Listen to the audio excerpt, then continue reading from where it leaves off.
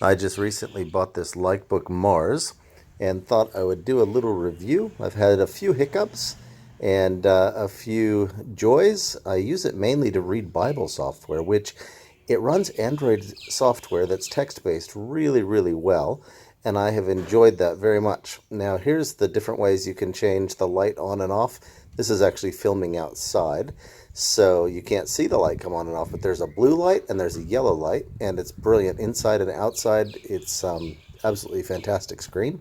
The Wi-Fi comes on and off really fast, and is when it's off, obviously, you use less battery, but when it's on, it's as fast as your phone.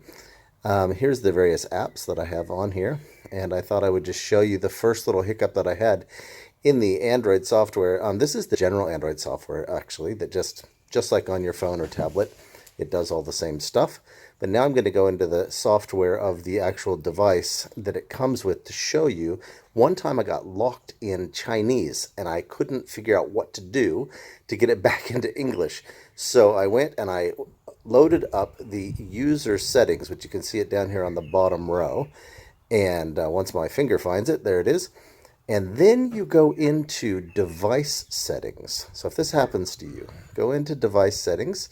It's the same place on the Chinese text, and then language settings, English. Okay, all of those things are in the same place. They're just in Chinese. So if you watch that bit again, you'll be able to follow through the device settings to the language, to the English, and be able to change it across, and then you'll be able to see where you are. This is where you do your app settings, and you can look at various things. Now, enable Google Framework, which you've just seen me do there, that I had to do in order to load the Play Store. So if you want to use your Google Play Store, you'll have to do that as well. So those two things took me a few hours to figure out. But once I figured them out, I was able to use pretty much all the apps that I wanted to use. It is an e-ink screen, so you're not going to be watching movies or anything like that, but reading books, reading software, reading Kindle, it works beautiful with Kindle.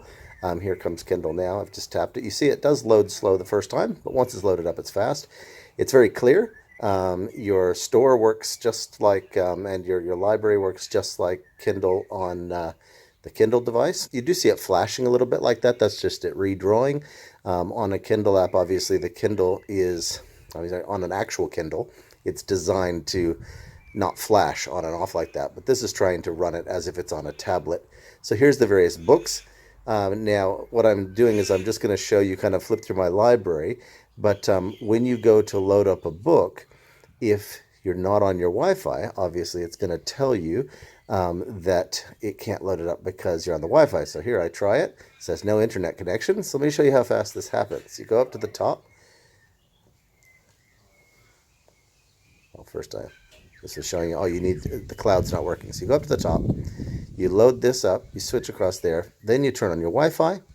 Once you've turned your Wi-Fi on, you see it light up. Go back to your book list just by tapping on the book list. Oh, this also, it's always trying to update, but the update's broken. It won't actually install, so hopefully they'll fix that soon. There it is again, because I went onto Wi-Fi, so now it's constantly trying to download that. Unfortunately, that update must work in China, but it doesn't work in Australia. So now look, it's downloading the book, and you'll see down the bottom there the little download bar as it starts to download the book. Dunk, dunk, dunk, dunk, dunk. And I am outside, so I'm not close to my Wi-Fi router, but that's pretty good. And there's your book. Now I'll just show you a bit of how Kindle works. You can just tap, and it'll change pages. Zoom through the book like that. Yeah, and then here we go, turn in the page. Turn page. Or tap turn. Tap turn the other way. Make the text smaller. It's actually very readable, 300 dots per inch. Out in the sun, it's just beautiful. It's like reading a real book, just like on your Kindle. If you're familiar with an e-ink screen, there's nothing like reading on an e-ink screen. Mobile phone makes my eyes sore. Tablet makes my eyes sore, but e-ink tablet doesn't make my eyes sore at all. I really love it.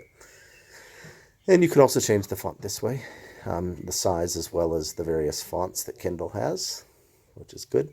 The reader that comes on this device doesn't have very many font choices, but having the Kindle app is great.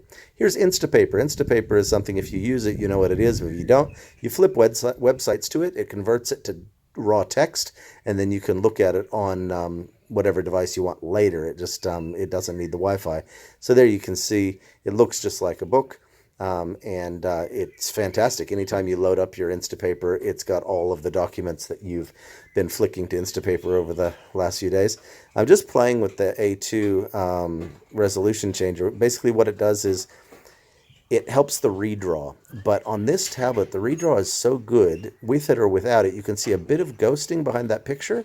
If you turn it off, so this is supposed to be more ghosting, I actually find less ghosting when you use the standard redraw. So it's very readable, very good on the eye. Let's have a look here. Turn the Wi-Fi back off so we stop getting the Chinese people trying to send us stuff. So yeah, I would highly recommend the Likebook Mars 7.8-inch 6.0 Android e-reader.